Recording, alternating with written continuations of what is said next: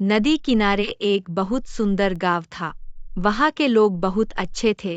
लोगों में एकता भी बहुत थी। सब एक दूसरे से मिल जुल कर रहते था और एक दूसरे के काम में हाथ बटाते थे। कभी किसी से भी नाराज नहीं होते थे।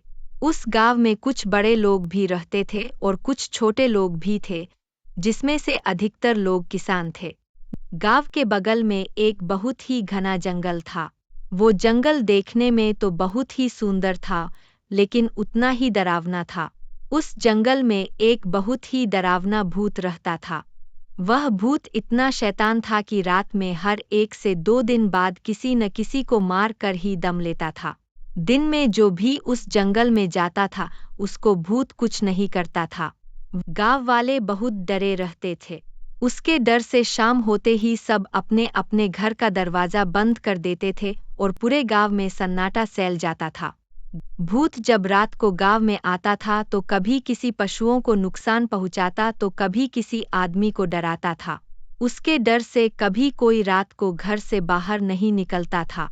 उस भूत ने इतना दहशत फैला दिया था कि गांव के लोग थर थर कांपते थे। गांव वाले जब भूत से बहुत परेशान हो गए तो सोचा कि हमें कुछ करना चाहिए। एक दिन एक बड़े ज्ञानी साधु उस गांव से गुजर रहे थे। गांव के एक आदमी ने उस साधु को देखा और उसके पास जाकर उसका पैर पकड़ लिया और बोला, बाबा हमें बचा लो, हम सारे गांव वाले बड़ी मुसीबत में हैं। साधु बोला कि बेटा क्या बात है, तुम मुझे साफ साफ बताओ। बाबा हमारे गांव में रोज रात को एक भूत आता है और वो हम लोग को इतना डराता है कि हम अपने घर से बाहर निकलने में थर थर कांपते हैं। आप इस भूत से बचने के लिए कोई उपाय बताओ। तभी पीछे से सारे गांव वाले बोलने लगे, हाँ बाबा, इस भूत से हमारा पीछा छुड़वा दो।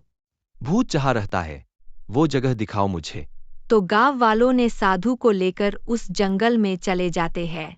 तो साधु अपने तंत्र मंत्र से भूत को काबू में लाने की कोशिश करता है, लेकिन नाकामयाब हो जाता है। वह कुछ नहीं कर पाता है। फिर वह दूसरे दिन भी कोशिश करता है। बहुत कोशिश करने के बाद उसके दिमाग में एक उपाय आता है। मेरी बातें को ध्यान से सुनो। भूत तो बस रात के अंधेरे में आता है, वह दिन में कभी नहीं आता है। इसका मतलब उसे रोशनी से बहुत डर लगता है, और अगर हम रोशनी का सहारा ले तो भूत से छुटकारा पाया जा सकता है। साधु की बात सुनकर सभी गांव वाले मिलकर एक योजना बनाते हैं कि रात में हम गांव के अंदर और बाहर रोशनी ही रोशनी फैला देंगे।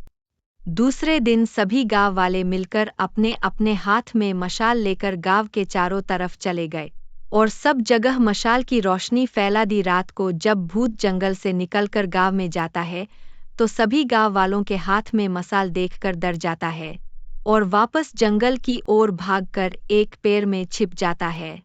उसके पीछे पीछे गांव वाले भी जंगल में पहुंच जाते हैं। सब मिलकर उस साधु की मदद से उस भूत को पकड़ लेते हैं। साधु ने उस भूत को एक पेड़ में बांध दिया और गांव वाले उस जंगल का भूत को उस पेड़ के साथ जला देते हैं। सब गांव वाले साधु बाबा को धन्यवाद देते हैं और वहां से वापस अपने घर आते हैं। बिना किसी डर के हंसी खुशी से रहने लगते हैं। अब उनको किसी भी भूत का डर नहीं रहता है।